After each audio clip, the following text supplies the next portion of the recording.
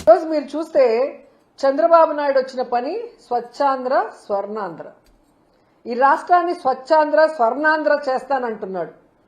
స్వచ్ఛాంధ్ర స్వర్ణాంధ్ర కాదు, అప్పులాంధ్ర, అరాచకపు ఆంధ్ర, అవినీతి ఆంధ్ర, అలాగే అబద్ధాల ఆంధ్రగా మార్చేశాడు. కానీ ఎక్కడా కూడా స్వచ్ఛాంధ్ర కానీ స్వర్ణాంధ్ర చేసే దిశగా ఆయన ఈ రోజు వరకు కూడా పని చేయలేదు. అండ్ ముఖ్యంగా నగిరిలో వీళ్ళు ఒక కార్యక్రమం పెట్టారు.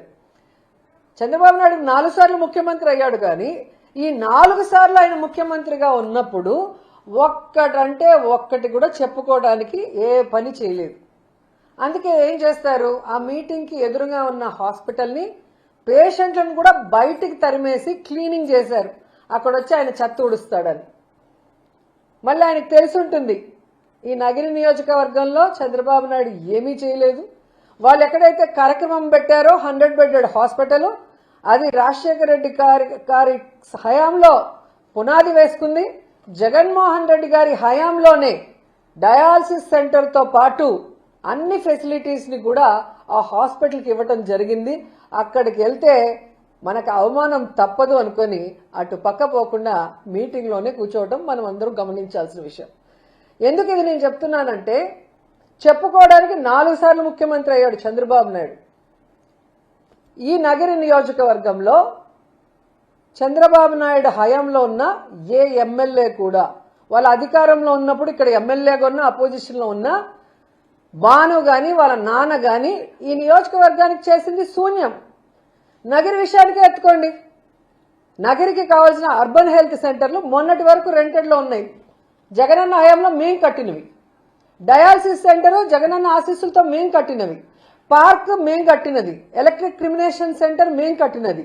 టెంపుల్స్ మేం కట్టినది. పాలిటెక్నిక్ కాలేజ్ పుత్తూరులో మేం కట్టినది. షాదీ మహల్ మేం కట్టినది. టీటీడీ ద్వారా వడమాలపేటలో కళ్యాణ మండపం కట్టాము. ఇప్పుడు నగిరి రూరల్లో బుగ్గాగ్రహారం దగ్గర మేమే కట్టాం. నిండ్రలో టెంపుల్ కట్టాం. సబ్ స్టేషన్లో ఐటీ కాలేజ్ కట్టినాం. ఇలా చెప్పుకుంటూ పోతే చెప్పడానికి కొన్ని వందలున్నాయి. రైతు భరోసా కేంద్రాలు, సచివాలయాలు, అర్బన్ హెల్త్ సెంటర్లు అన్నీ కూడా చెప్పుకోవడానికి, విలేజ్ క్లినిక్లతో సహా, రోడ్లు, డ్రైన్లు, పేదవాడికి ఇళ్లతో సహా ఇవి మేము చేశామని గర్వంగా చెప్పడానికి, చూపించడానికి ఉన్నాయి. కానీ 4 సార్లు ముఖ్యమంత్రి అయిన చంద్రబాబు నాయుడు ఈ జిల్లాలో పుట్టి కూడా ఈ నగిరి నియోజకవర్గానికి చెప్పుకోవడానికి చేసింది ఏమీ లేదు. ఎంత సిగ్గుచేటో ఒకసారి మీ అందరూ కూడా ఆలోచించండి. అండ్ ఈరోజు ముఖ్యంగా చింతపట్టణంలో మీటింగ్ పెట్టాలనుకున్నారు చంద్రబాబు నాయుడుతో. గత 3-4 రోజులుగా కలెక్టర్ గారు ఆ ప్రాంతంలో తిరిగితే జనాల మధ్యలో వచ్చిన వ్యతిరేకత చూసి పారిపోయారు కలెక్టర్ గారు. ఎందుకంటే ప్రతి ఎన్నికల ముందు వస్తారు చంద్రబాబు నాయుడు, మీకు ఖచ్చితంగా ఈ టెక్స్టైల్ పార్కు, చేనేత కార్మికులు ఎక్కువగా ఉన్నారు కాబట్టి టెక్స్టైల్ పార్క్ కట్టిస్తానంటాడు. ఎలక్షన్ అయిపోయాక మళ్ళీ పంగనామాలు పెడతాడు. మొన్న ఎలక్షన్లో ఇదే చెప్పి చేయలేదు కాబట్టి అందరూ కలెక్టర్ని నిలదీశారు. అలాగే ఎన్నికల్లో మీటింగ్లకు వచ్చిన ప్రతిసారి ఇక్కడున్న పవర్ లూమ్స్ వాళ్ళకి 500 యూనిట్ల ఫ్రీ పవర్ ఇస్తామని చెప్పి వాగ్దానం చేస్తాడు. మొన్న అయితే ఏకంగా జియోనే చేశారు. ఇక్కడున్న మా అమాయకులైన చేనేత కార్మికులు అసలు సంబరపడిపోయి పాలాభిషేకాలు చేసేసి మీటింగ్లు పెట్టేసి, ఇక్కడ ఒక పనికిమాలిన ఎమ్మెల్యే ఉన్నాడు, ఏ పని చేయడు, మనుషులకు కనిపించడు, ఫోన్లు ఎత్తాడు, వాడిని కూడా పొగడేశారు. మాకు ఆశ్చర్యం వేసింది, ఇది ఎలా సాధ్యం? జగనన్న చేయలేని నేను ఎలా చేస్తాడు? కొన్ని లక్షల రూపాయలు ఈరోజు పిల్లల చదువు కోసం కానీ, ఆరోగ్యం కోసం కానీ, వాళ్ళకి పక్కా ఇళ్ల కోసం కానీ ఇంత చేసిన వ్యక్తి చేనేత కార్మికులు కోవిడ్లో కూడా స్కూల్ యూనిఫామ్స్తో దాదాపుగా 10 కోట్ల రూపాయలకు పైగా వాళ్ళకి డబ్బులు వచ్చే విధంగా యూనిఫామ్ల ఆర్డర్లు ఇచ్చారు. నేతన్న నేస్తం ఇచ్చారు. రాజశేఖర రెడ్డి గారు అయితే ఏకంగా ఇక్కడున్న వాటర్ పొల్యూట్ కాకుండా ఈటీపీ ప్లాంట్ ఇచ్చి ఇక్కడున్న వాళ్ళని కాపాడితే అన్నిటినీ నాశనం చేసేసిన వీళ్ళు. ముద్దు కృష్ణనాయుడు నాశనం చేశాడు. మున్సిపాలిటీయే లేకుండా చేస్తాం మేము అధికారంలో వస్తే, మీరు పన్నులు కట్టొద్దండి అని చెప్పి అందరినీ చెడగొట్టాడు. ఈటీపీ ప్లాంట్ కనెక్షన్ ఇవ్వద్దండి, అసలు కట్టాల్సిన అవసరం లేదు అని చెప్పి చెడగొట్టాడు. అధికారంలోకి 2014లో వచ్చినా ఇంతవరకు మున్సిపాలిటీ క్యాన్సిల్ అవ్వలేదు. ఈటీపీ ప్లాంట్లో కనెక్షన్ ఇవ్వకపోవటం వల్ల ఈరోజు ఎక్కడ బోర్లేసినా రంగు నీళ్లతో, కెమికల్ నీళ్లతో ప్రతి ఒక్కరికి స్కిన్ డిసీజ్ వస్తూ, ప్రతి ఒక్కరికి కిడ్నీల ప్రాబ్లం వచ్చి డయాలసిస్ కోసం పరుగులు తీసే పరిస్థితి.